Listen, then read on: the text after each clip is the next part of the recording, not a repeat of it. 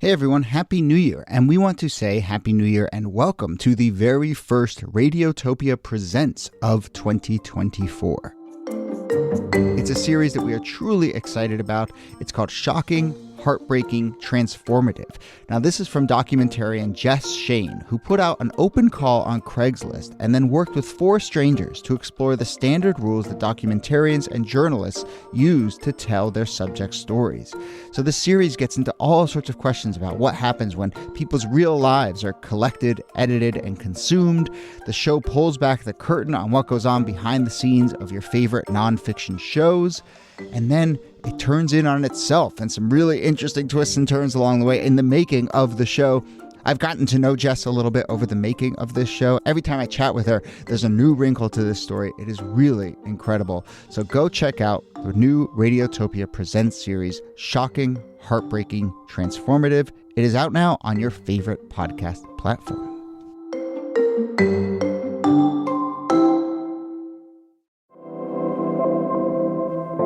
Hello and welcome to This Day in Esoteric Political History from Radiotopia. My name is Jody Avirgan. This day, November 26th, 1939, was a few days after Thanksgiving, or maybe it was a few days before Thanksgiving. America was a little confused, and that is because in 1939, Franklin Delano Roosevelt had declared that Thanksgiving would not take place on the last Thursday of the month of November, but actually 1 week earlier, in an effort to expand the holiday shopping season and boost the wartime economy. America, let's say, was not having it. We will get into the details, but the new, earlier Franksgiving, as it came to be known, was very controversial. It did last for 2 years, until 1941, when Congress stepped in and officially codified the fourth Thursday as Thanksgiving Day. But here to discuss Franksgiving, the perils of messing with the holidays, and lots more is, as always, Nicole Hemmer of Columbia. Hello, Nikki. Happy Thanksgiving, Jody. Happy Thanksgiving to you. And our special guest is Adam Conover, creator and host of the excellent TV show Adam Ruins Everything, and also the host of the wonderful podcast Factually, and all-around skeptic and good thinker about our very weird country. Adam, thank you for joining us. Gobble, gobble. Thank you for having me. Yes. So when Nikki and I were prepping for this, I was sort of joking a little bit about how this was an interesting moment where Thanksgiving had gotten politicized, and I made a joke about, oh, no one says Happy Thanksgiving anymore, and it's, the war on Thanksgiving and so forth. And I just actually, this is a history podcast, but I want to start in the present because there actually is here in 2020 a little bit of a bubbling up of politicization of Thanksgiving, including Ted Cruz, who over the weekend tweeted a picture of a turkey and said, "Come and take it from my cold, dead hands."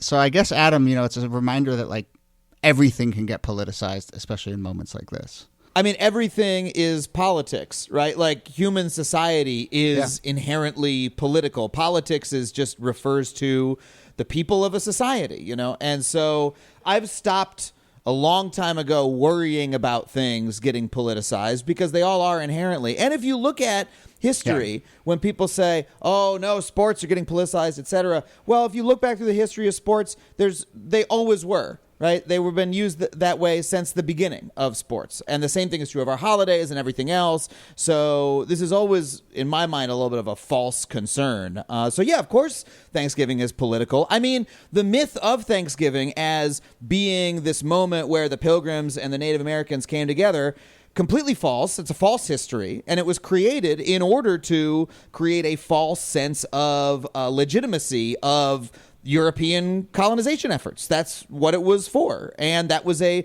political project. So the Thanksgiving that we already had was political as well. So what are we talking about here? We need to be clear about this. Yeah, and I think often it's not, is it politicized, but it's to what end and what are people's motivations and is it good faith? And that's the real question to ask. I want to get to some of your bigger thoughts on Thanksgiving itself, but Nikki, take us to 1939, 1940, 1941. Why in the world is FDR trying to mess with America's favorite holiday? To be fair, he was trying to mess with it in order to help America. It had been,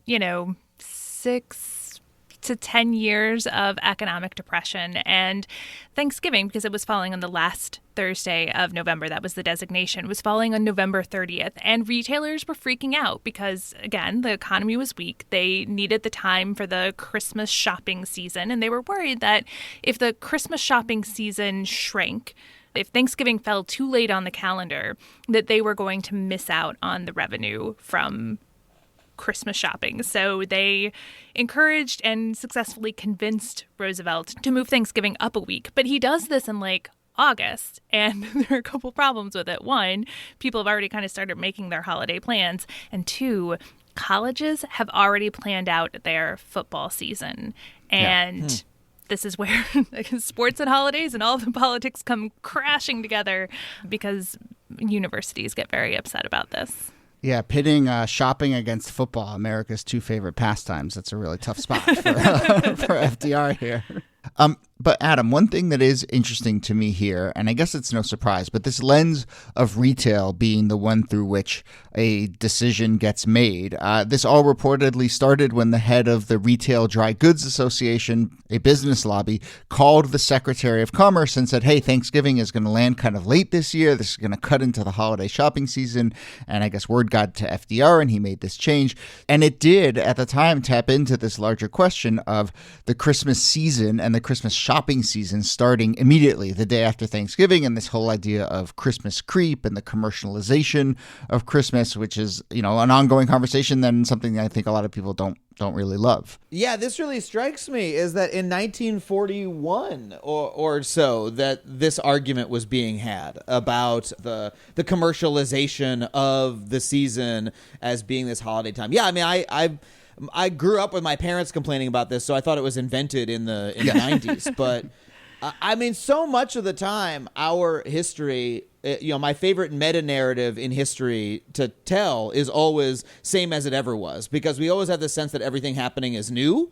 And the reality is when you look back at history, you almost always find examples of the same thing happening. I'm sure as a historian, you know this, Nicole. Now, maybe that's overblown because because you can always find those correspondences doesn't mean that there isn't change and that there aren't novel things happening today that mean today is different than the past. But still, it surprises me every time to see that happen over and over again. Well, I think that maybe the kind of new thing in 1939 is that Franklin Roosevelt was really working off a relatively new theory about the economy, which was that it was consumer driven.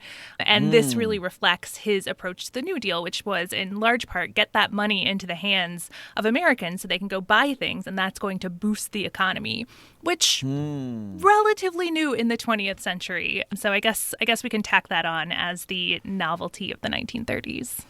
So that Marge Simpson justification for buying the Chanel dress, I don't know if you remember that episode, has always stuck with me my whole life, where she's like, well, this is too expensive.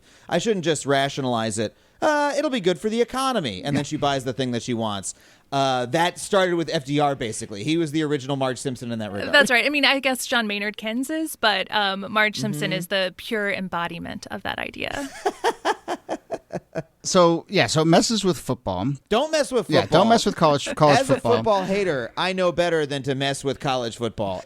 I mean, look, they can't even be bothered to pay the athletes. They love it so much. You think they're going to change their schedule to suit you? Yes. I mean, we're seeing that this year, right? God forbid we change the Georgia LSU game because there's a global pandemic going on. My God. But other people do freak out as well, Niki. People are inconvenienced, but it does become, to use our favorite word, politicized, including Alf Landon, Roosevelt's Republican challenger in the previous election. He has this quote that kind of blows me away, but he says, more time should have been taken in working this out instead of springing it upon an unprepared country with the omnipotence of a Hitler. So I actually don't know if I know exactly what the quote is. He's either comparing this move, he's either comparing FDR to Hitler, or he's saying this is going to make us weak and Hitler's going to pounce because we are now don't have a firm grasp on when Thanksgiving is going to be? No. It's definitely the first. Comparing FDR to Hitler was not that rare of a thing. There was this accusation from pretty early on in his presidency that he was a dictator. And there were actually a lot of Americans who kind of liked that. They wanted a dictator. But remember, it's right at the beginning of the outbreak of World War II. And Hitler, even though he's seen as this like massive threat, you don't have Godwin's law just quite yet in the late 1930s. But yeah, this idea that he was acting dictatorially, and this is, the difference between something being politicized and something being polarized or partisanized. Like, this becomes an issue because the Republicans and conservatives who oppose FDR and the New Deal are kind of grabbing onto whatever they can in order to try to take him down a few pegs. Well, and this sounds like a classic sort of reactionary issue, right? Someone is trying to change tradition, especially as relates to holidays, is just such classic red meat to a certain way of thinking, and a certain emotional predisposition that a lot of people have. Oh, no, not my holiday. You can't change my holiday. And yeah, I would also, by the way, it would work on me. I would be upset if someone tried to change the date of my holiday that I had every single time. It would be odd. And by the way, I'm sorry, can I just ask, what authority did Franklin Delano Roosevelt have? So you're saying that there was not an official holiday in the United States at all up until that point. So it was what? It was just a cultural holiday that was practiced out of habit by the people without any top-down decision-making about when it would be. And so on what grounds did Franklin Delano Roosevelt say that he could decide when holiday was if it was not currently a federal holiday? So there was a little bit of federal oversight, which was just to say there was a tradition of presidents declaring it to be Thanksgiving. This really goes back a ways, but it gets formalized in 1863 with Abraham Lincoln. But the actual holiday date setting happened at the state level. And what you see happening is sort of a nullification crisis of sorts where states with conservative or Republican governments don't go along with it. So what day you actually celebrated Thanksgiving depended on whether you had liberal Democrats in office or conservative Democrats or Republicans in office. And so many places in the country celebrated Thanksgiving on different days.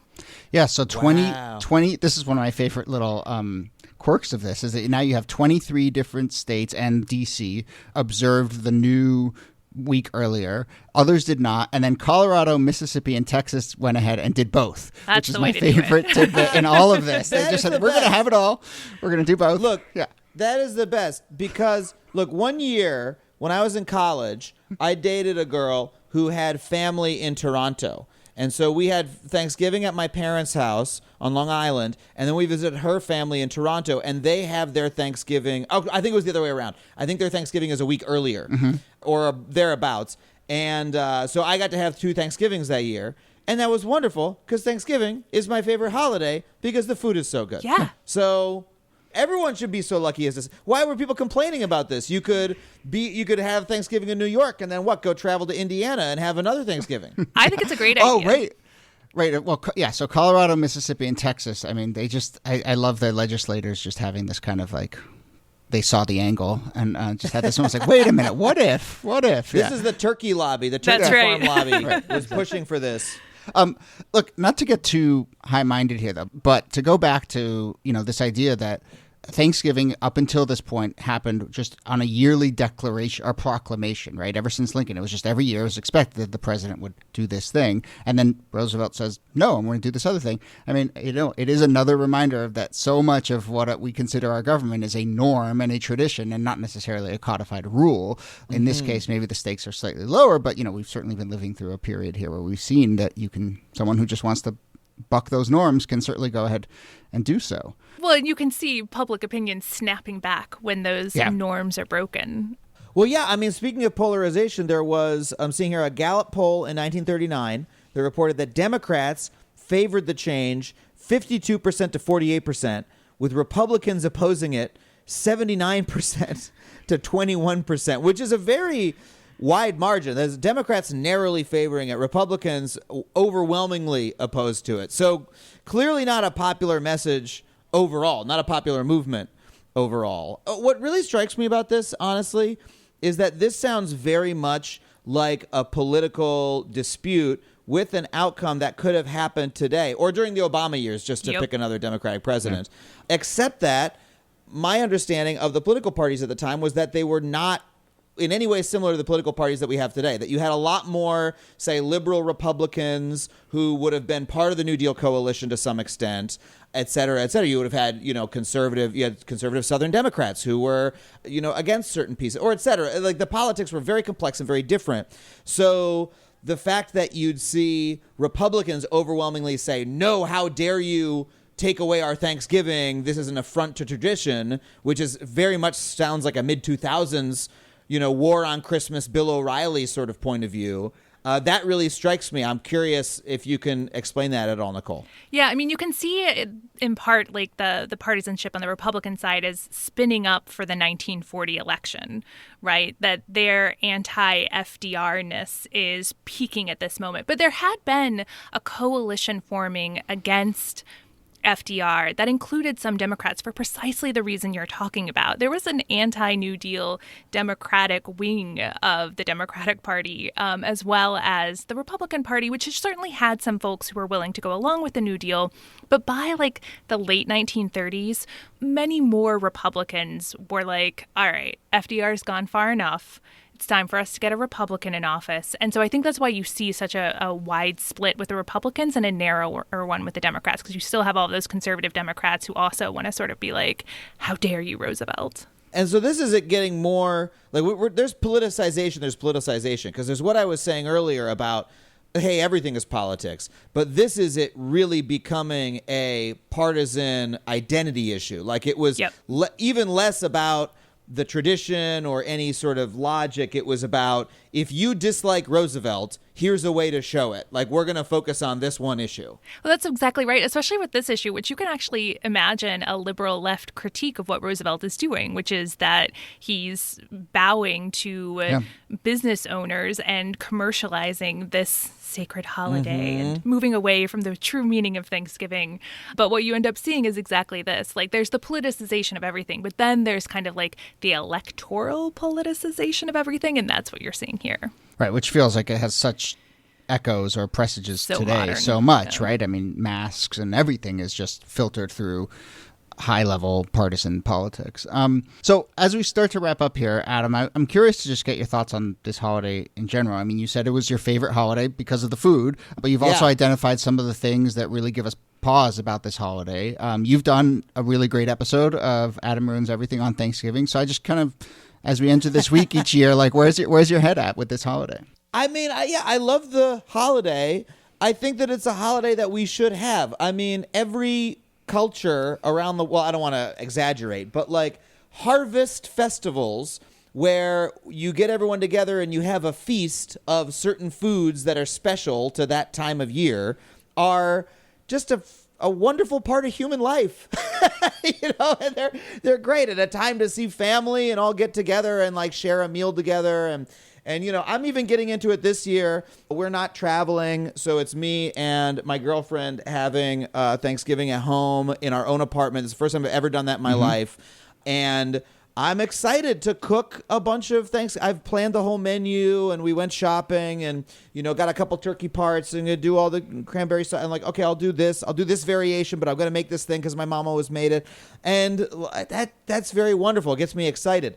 I think that we can do that without having to perpetuate like a mythical origin of the holiday that's wrapped up in certain stories that were politically advantageous to be told in the 1920s or 30s about, the America's relationship with, indigenous people who the land was taken from. I don't think we need to do both of those things. Like, we can have an accurate view of those events and of the history of American colonialism and genocide, to be quite honest, and also still have a harvest festival at the same time. And I think we can still call the harvest festival Thanksgiving, and we can think of it as a chance to, be thankful for the year past and to be generous and all those wonderful things. And it's also nice to have special foods you only eat once a year. Yeah. That's just a nice thing that we can keep doing. And I have to say, like, the return to it simply being a holiday of gratitude instead of it being wrapped up in this mythology about peaceful colonizers coming through is a return to the origins, right? I mean, Thanksgiving as a holiday, as an idea, was about giving thanks. And it didn't have anything to do with these sort of like myths that have been built up around it. And so, yes, I think we live in a culture where gratitude has taken on a new sort of, it fits into mindfulness and wellness and all of those kinds of things. So I think that there's a good foundation here for a Thanksgiving that is less rooted in genocide, which I think we can all agree is a better way to go about our holidays. yes. Yeah. I do think it is one of the last things we actually genuinely have to bring us together and potentially bridge some of the divides, not to get too, Hallmark here. But when I worked at WMIC Radio, we would do call-in shows all the time around Thanksgiving and just sort of the conversations you ended up having with your family, even family who you didn't see eye to eye with on politics or whatever. And it always felt like the one time a year where people genuinely could do that thing where they just sort of see each other as people. That's getting harder and harder and harder. But most of our other opportunities to do that have fallen by the wayside. And I still think Thanksgiving is one that potentially could do that. And this year, it's not, we're not going to be sitting across from each other, unfortunately. But, we need that. I believe that we need that. And, food that you only eat once a year is a good opportunity to try and have those conversations. And thanks to Zoom, this year you can mute that uncle. Yes, you can just always mute that uncle on Zoom if you need to. Yes, but why do we always blame the uncle? Yeah. Why is it not the aunts? I know there's a lot of aunts these out days. there. It's definitely the aunts that are getting radicalized. I like this hashtag not all uncles. But yeah, not to harp on it too much, but it does always kind of rub me the wrong way when you see those articles that are like how to talk to your uncle at Thanksgiving about politics or whatever. First off, this assumption that the conversation is going to be a war or that it has to be really tough or that someone has to win or that you can't find other things to talk about at Thanksgiving. And usually the case is that if people don't see eye to eye politically, finding common ground on other stuff and remembering that you're family and that you're human beings, that's the way to connect. And then the talking about politics can maybe get easier from there and you can start to maybe bridge a divide or something. Yeah, I think... I've long ago given up the idea of divide bridging as being a goal, right. But I think the goal I have is coexistence. There are different people in America. They do not see eye to eye. A conversation over Thanksgiving isn't going to bridge it. Reading Hillbilly Elegy is not gonna help you out. But instead you need to be like, hey, we all live in the same country, and what do we do next? And how do we? And that's what a political system is about. Resolving that question is which set of ideas and which set of predispositions run the country. But at the same time, you're still talking about your friends and neighbors and family members. And so it's an opportunity to be around those people and have to do that. I think it's worthwhile to be put in that situation, and is better than, doing it on Facebook, for example. Yes. Well said.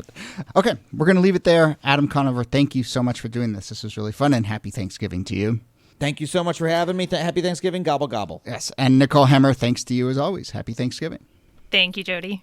And listeners, happy Thanksgiving to you. This has been a tough year. It certainly makes for a weird and in many cases very sad Thanksgiving with empty seats at the table. But I do hope you find some time with friends or family or just a good book or a podcast or a movie and a chance to think about where we've been and where we're headed. We will still all try to put one foot in front of the other, and I am very thankful for that.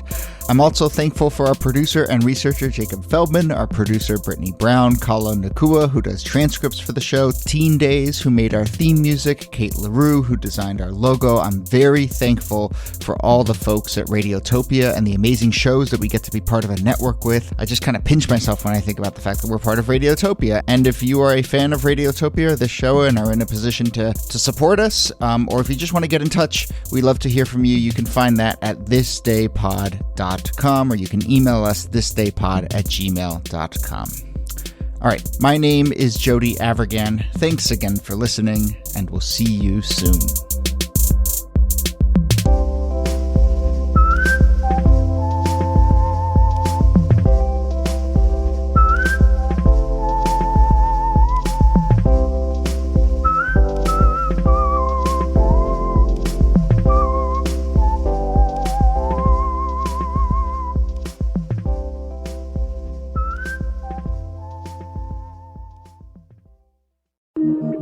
Radiotopia.